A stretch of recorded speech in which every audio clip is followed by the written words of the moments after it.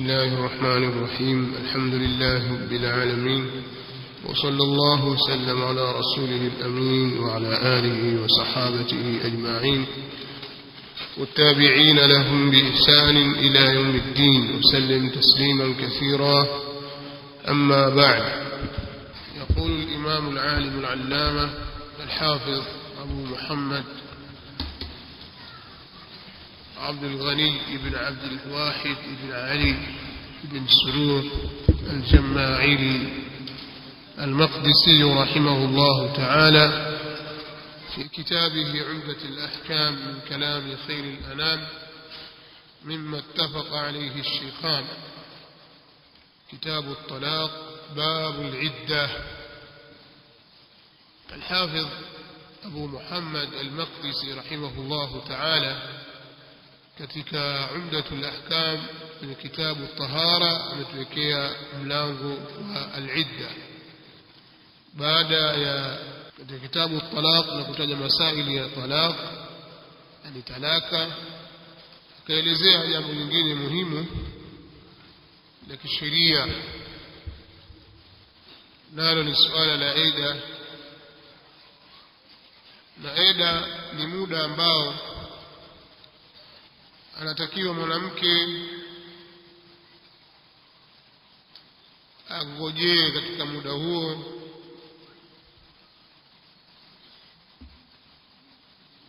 bila ya kuolewa,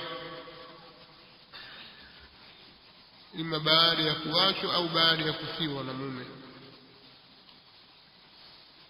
kwa maana ya kwamba eda zimegawanyika katika sehemu mbili. Kuna idda au eda zitakuwa zimegawanyika kwa sababu mbili, ima kwa sababu ya kufarikiana katika hali ya uhai na talaka, au kufarikiana katika hali ya mauti, inaitwa iddatul wafah. Iddatul wafati, eda ya kufewa au kufiliwa na mume, na kila moja ina hukumu zake za kisheria.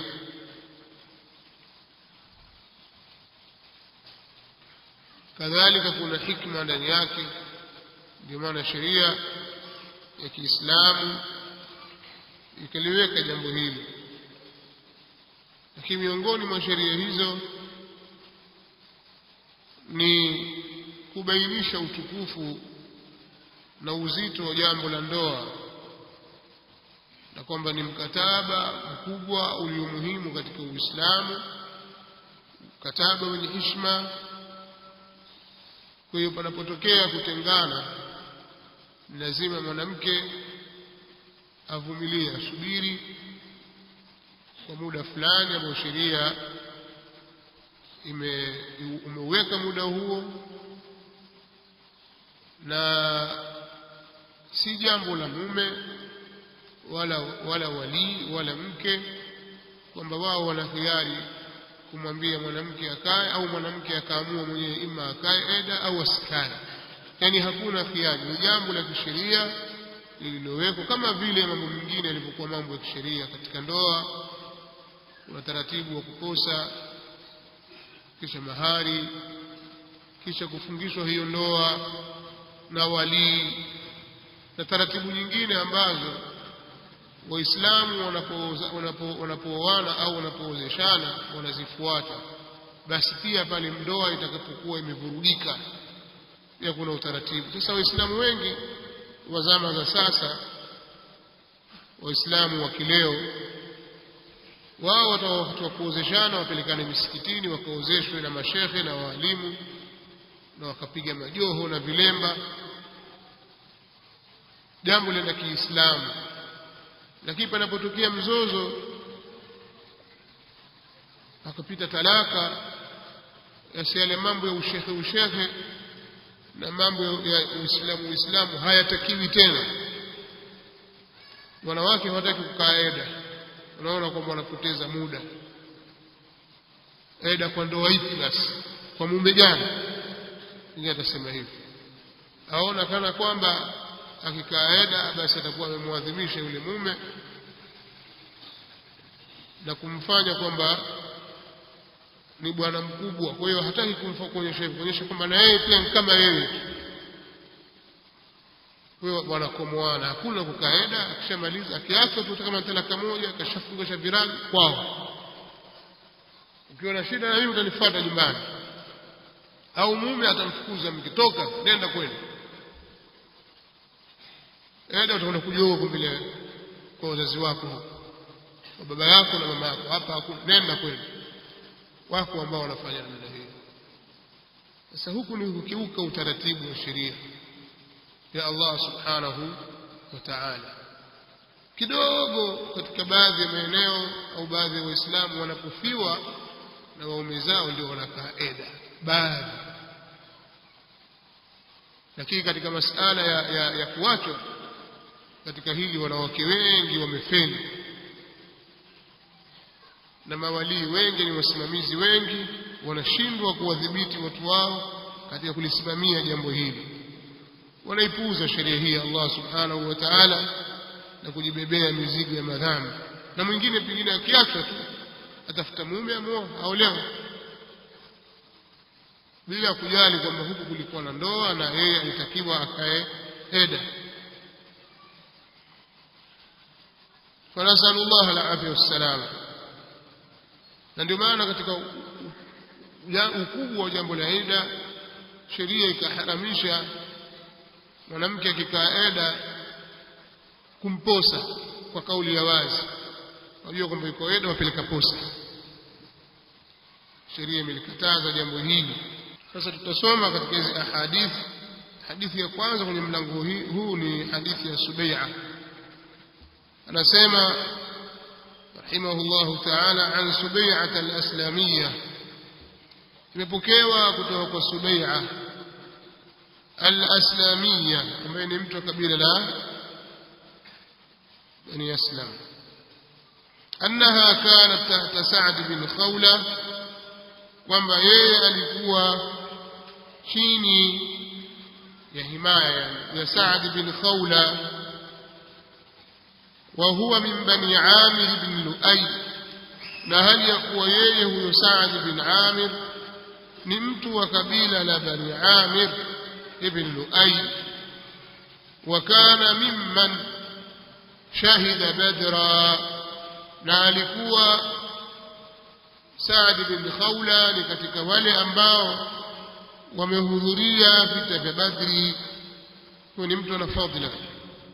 Fatuwfiya anha, akafa Sa'd kumwacha Subai'a, akafa Sa'd kumwacha Subai'a. Fatuwfiya, akafishwa Sa'd anha kumwacha Subai'a al-Aslamiyya fi hajjatil wada'i, katika kipindi cha hajjatul wadaa.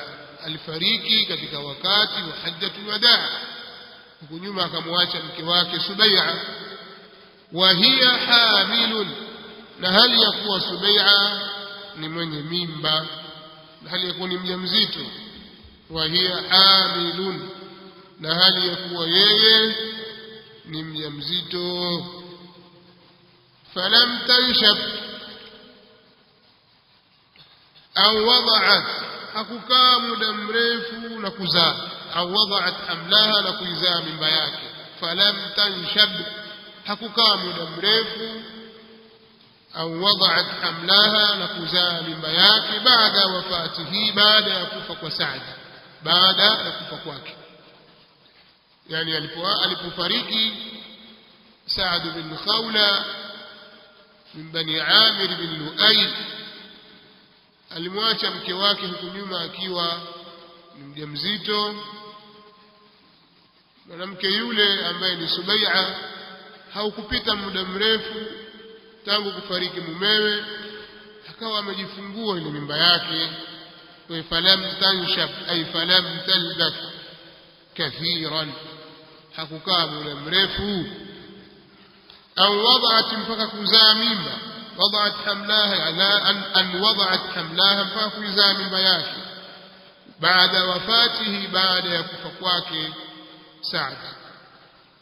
فلما تعلت من نفاسها، wakati alipotaharika kutoka kwenye nifasi yake, tajammalat lilkhutabi, alijipamba kwa ajili ya wenye kuposa. Tajammalat lilkhutabi, akajipamba, alijipamba kwa ajili ya wenye kuposa, yani labisa thiyab aljamal allati la talbasuha, akavaa zile nguo zake zenye urembo, nguo nzuri ambazo alikuwa hazivai hapo akiwa katika eda. liyarifa alkhutabu inqidaa iddatiha, ili wajue waposaji kulikwisha kwa eda yake. la liajli ardhi jamaliha alayhim, na sio kwa ajili ya kuonyesha ule uzuri wake kwao, kwa hawa waposaji, ili watu wajue kwamba sasa Subai'a amemaliza eda. فدخل عليها أبو السنابل ابن بعكك رجل من بني عبد الدار. akaingia kwake Abu Sanabil, jina lake linasemekana ni Amru al-Qurashi al-Abdari. Huyu bwana alikuwa katika watu walioslimu wakati wa fathu Makkah, na akaendelea kuishi hapo hapo Makkah mpaka akafariki. Sasa Abu Sanabil huyu akaingia kwake, fadakhala alaiha, akaingia kwake Abu Sanabil ibn Ba'kak.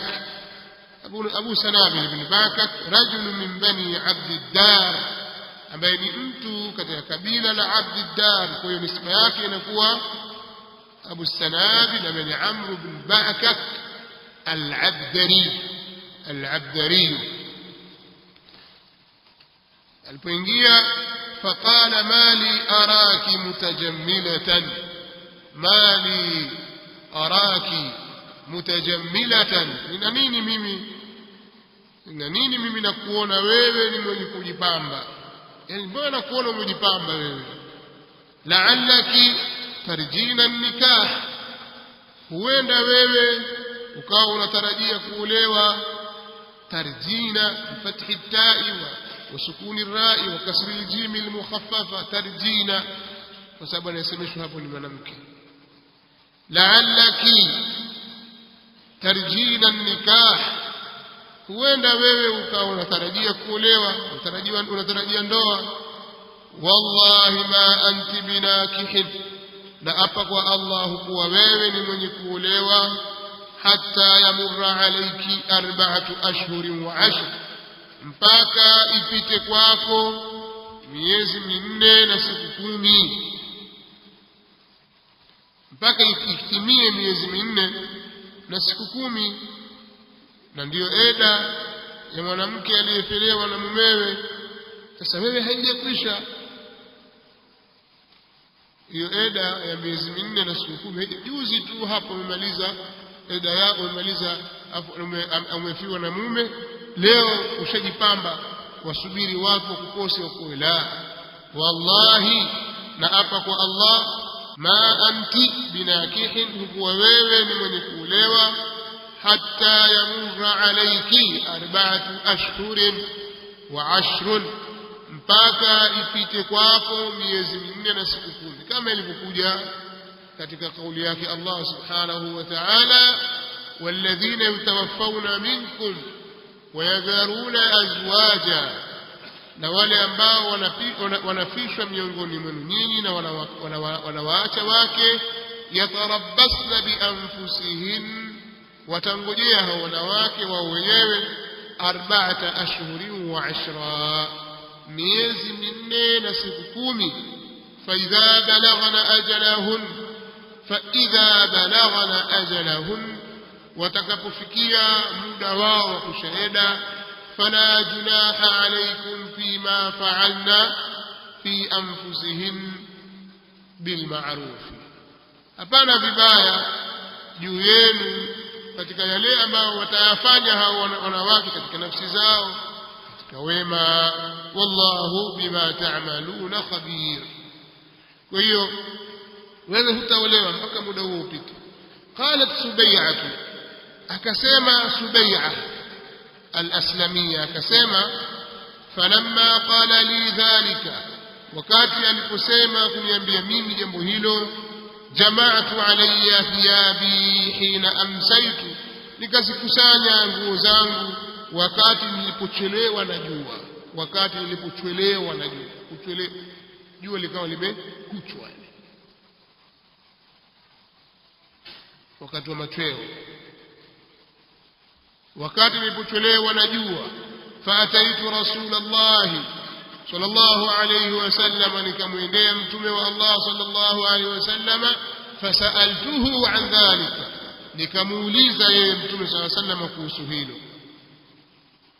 Faaftani, akanipa fatwa mimi, bianni qad halaltu, kwamba mimi nishamaliza eda, kwamba mimi nimemaliza eda, hina wada'tu hamli, wakati nilipoizaa mimba yangu. Faaftani, akanipa fatwa mimi, bianni, kwamba mimi qad halaltu nimemaliza eda, hina wada'tu hamli, wakati nilipoizaa mimba yangu. Waamarani bitazwiji in badali, na akaniamrisha mimi kuolewa akidhihiri mume, akinidhihirikia mimi mume. Waamarani bitazwiji, na akaniamrisha mimi kuolewa, amri ya ibaha, lakini kwa maana akampa idhini. In badali, akinidhihirikia mimi mume, kama mume atatokea olewa, mimba yako wewe, kule kuzaa kwako ndio kisha kwa eda yako, kama anavyosema Allah, wa ulatul ahmali ajaluhunna an yad'ana hamlahun, na wanawake wenye mimba muda wao wa eda ni kuzaa mimba zao, an yad'ana hamlahun, ni kuzaa mimba zao. Kwa hiyo aya ile iliyokuja katika Baqara, walladhina yatawaffawna minkum ويذرون أزواجا يتربصن بأنفسهن 4 أشهر و10. aya ile imekuja bil umum, kwa ujumla, ataingia yoyote, mwanamke yote ataingia, lakini am ile imehusishwa na aya hii ya at-talaq. wa ulatul ahmali ajaluhun an yad'ana hamlahun, muda wao wa eda ni kuzaa mimba zao. Kwa hiyo anasema, qala ibn Shihab, amesema al-Imam ibn Shihab Abu Bakr Muhammad bin Muslim bin Ubaydillah ibn Abdullah ibn Shihab az-Zuhri al-Qurashi al-Madani, ambaye ni mmoja katika wanawachuoni wakubwa rahmatullahi ta'ala alayhi, anasema, wala ara basa, na wala sioni vibaya, an tatazawaja hina wada'at, kuolewa mwanamke wakati alipojifungua, wa in kanat fi damiha, japo akiwa bado yuko katika damu yake. Maadamu ashajifungua, baada ya kujifungua kuna damu ya nifasi, sasa hata kama bado yuko katika nifasi, wa in kanat fi damiha, japo akiwa katika damu yake, wa in kanat fi damiha, japo akiwa katika damu yake ya nifasi. Ghaira annahu, isipokuwa mambo yalivyo, la yaqrabuha zawjuha hatta tathhur, hata mkurubia yeye mume wake mpaka atakapotaharika. Wa huwa kadhalika, jambo liko namna hiyo, kwamba eda ya mwanamke aliyefiwa na mumewe, au eda ya mwanamke aliyeachwa, mwanamke akiwa katika eda, basi na hali ya kuwa ni mjamzito, eda yake itakwisha kwa kuzaa mimba. Kwa hiyo mathalan, kama ameachwa na mimba ya mwezi mmoja na atajifungua baada ya miezi 9, atakaa eda miezi yote 9. Hivyo hivyo amefiwa na mume akiwa na mimba changa ya mwezi mmoja au wiki 2, atakaa eda mpaka atakapojifungua. Na kama mathalan ameachwa akiwa na mimba ya miezi 9, mume akafariki mathalan, au akatoa talaka, baada ya wiki tu akajifungua, au kutokana mshtuko wa kufiwa na mume mathalan, au mshtuko kwa sababu ya kupewa talaka, akapatwa na uchungu hapo hapo akazaa, atakuwa amejifungua na eda itakuwa imekwisha.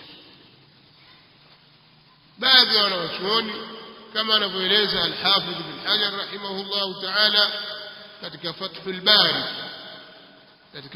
Bari kwa zikitajwa hadithi hizi, akataja kauli ya Ibn Abbas radhiyallahu ta'ala anhuma kwamba mwanamke atakaeda ataangalia ile ab'adul ajalaini au aqrabul ajalain, aqrabul ajalain ni hakika, ataangalia aqrabul ajalain, ulio karibu zaidi katika mida miwili. Kama mathalan maana yake ni mwanamke amepata mwanamke amefiwa na mume, mwanamke amefiwa na mume na yeye mwanamke huyo ana mimba, akisema asubiri kuzaa mimba yake pengine itakwenda mpaka miezi 9, ataambiwa basi subiri, ida yako itakuwa ni kwa 4 ashhur wa 10, miezi 4 na siku 10. sio kusema aqrabul ajalain,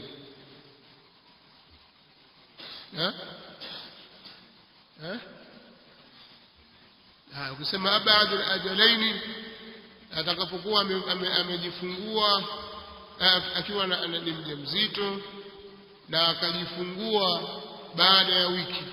Ibn Abbas anasema hapana, tasubiri mpaka 4 ashhur wa 10. ابن عباس رضي الله تعالى katika Fathul Bari من ابن عباس namtaja na Ali pia, Ibn Kathir ametaja hivi, lakini katika al-Hafidh Ibn Hajar katika Fathul Bari moja kama nimesoma muda mrefu, lakini naikumbuka kauli hii ameitaja katika Fathul Bari kutoka kwa Ibn Abbas, kama ni msimamo wake. Naelewa abad al-ajalain, tutaangalieni wa mbali. Kwa abad al-ajalain sema aqrab itakuwa kidogo ni kinyume. Abad kwa maana ya kwamba kama ikiwa mimba ina miezi 7 au 8 huko mbele, kwa maana ana miezi 3 leo au ana miezi 2, inabidi asubiri miezi 7 au asubiri miezi 8 mathalan au miezi 6. Na huku kuna miezi 4 ashhur wa 10. Ibn Abbas asema tasubiri 4 ashhur wa 10. Kama ikiwa mathalan mimba mpaka kujifungua ni kiasi cha mwezi mmoja tu au chini ya mwezi au miezi 2, basi asema la abad al-ajalain takaa 4 ashhur wa 10. والصواب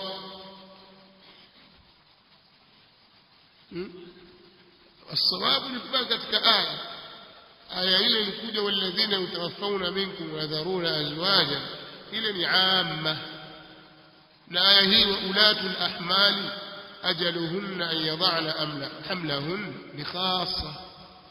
Kutumia aya hii kwamba hii inawahusu wanawake wajawazito, kwa hiyo hata kama atazaa siku hiyo hiyo aliyoachwa, baada ya kuachwa akazaa au baada ya kufiwa na mume akazaa, hata kwa kitambo kidogo tu, itakuwa eda nayo imekwisha, yatosha ule mzigo aliobeba. Sasa maadamu ameshaubwaga خلاص, sheria imefanya takhfifu, imetosha.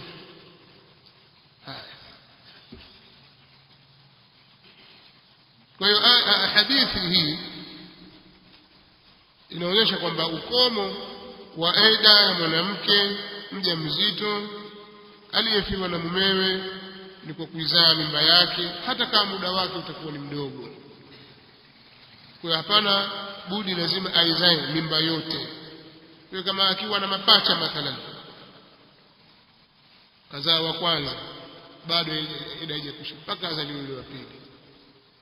Kadhalika eda itakwisha kwa kuzaa, kwa hiyo haitaangaliwa mpaka nifasi ishi, la, damu ya nifasi haihesabiki.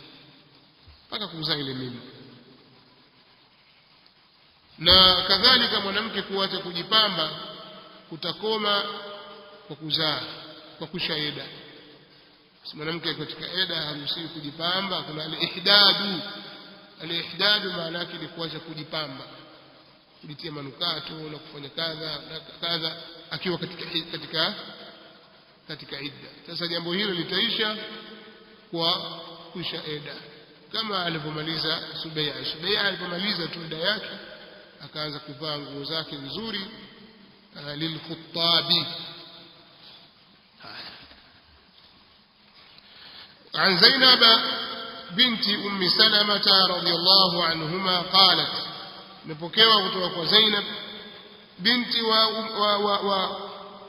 وأم سلمة رضي الله عنها amesema Zainab binti wa Ummi Salama amesema tuwfiya hamimun li ummi Habibata, alikufa au alifariki ndugu wa karibu wa Ummu Habiba, ndugu wa karibu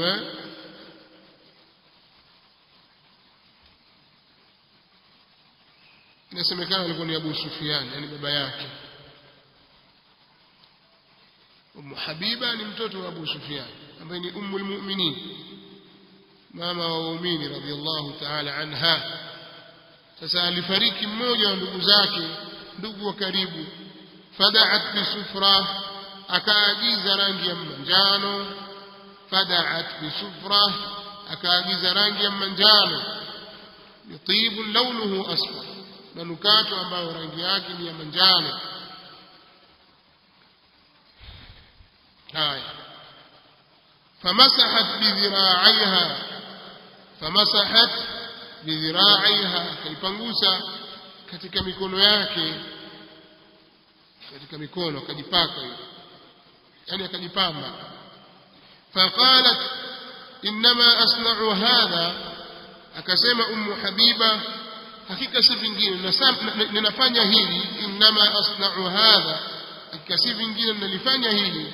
لأني سمعت رسول الله صلى الله عليه وسلم يقول، وسبب ميمي nimemsikia mtume wa Allah sallallahu alayhi wasallam anasema la yahillu limra'atin, si halali kwa mwanamke yoyote ambaye la yahillu, si halali limra'atin kwa mwanamke yoyote ambaye tu'minu billahi, anamuamini Allah, wal yawmil akhir, na siku ya mwisho, an tuhidda ala mayitin, kujiepusha na kujipamba.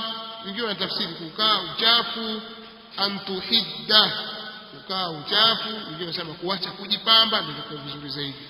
An tuhidda ala mayitin, kujiepusha na kujipamba juu ya mayit, fauqa 3, zaidi ya siku 3.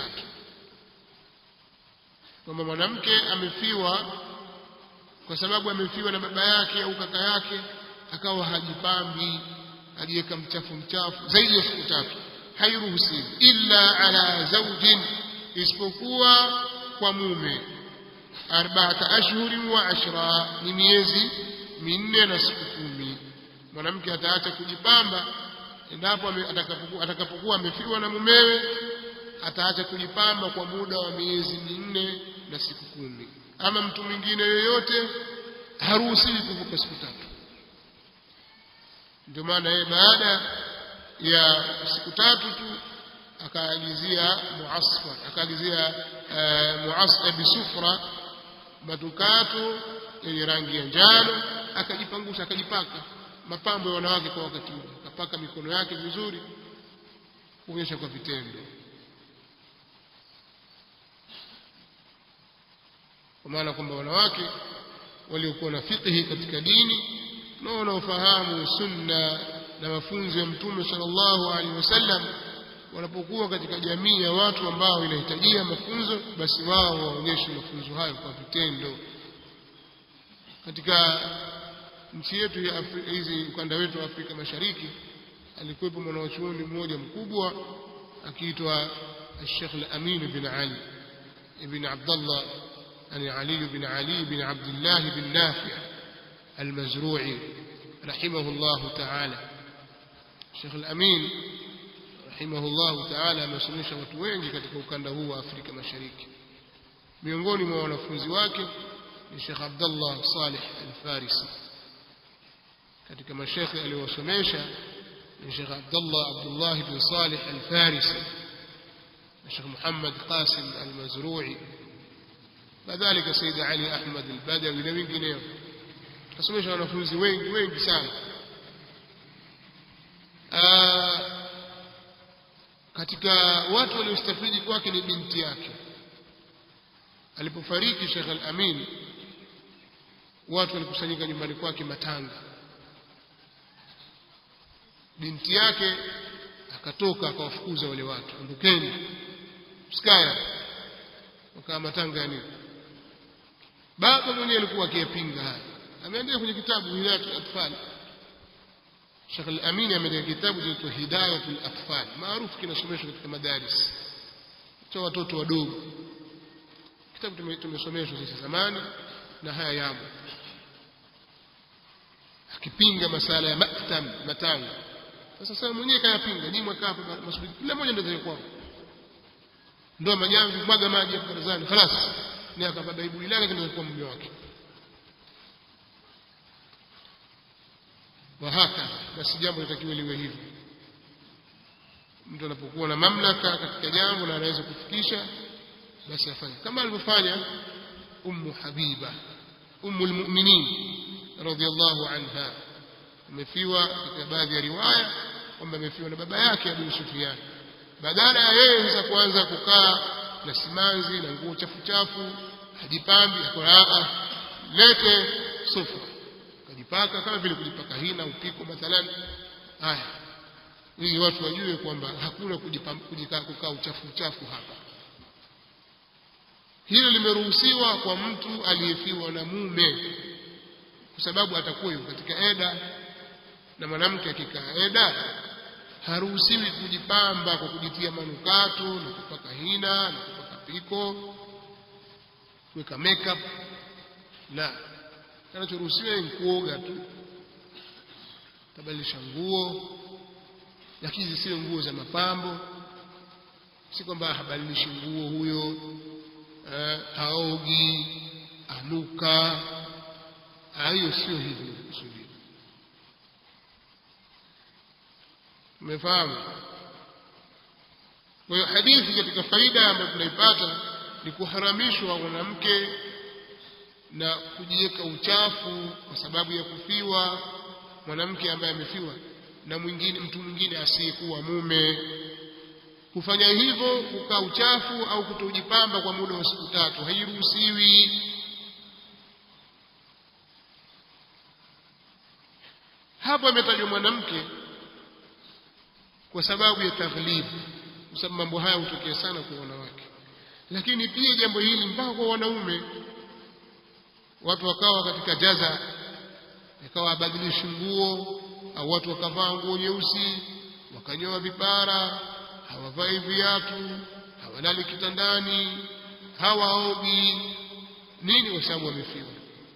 Hiyo ni ihdad, ni jambo la haramu lisilofaa, niyaha inaitwa hiyo. Hiyo ni katika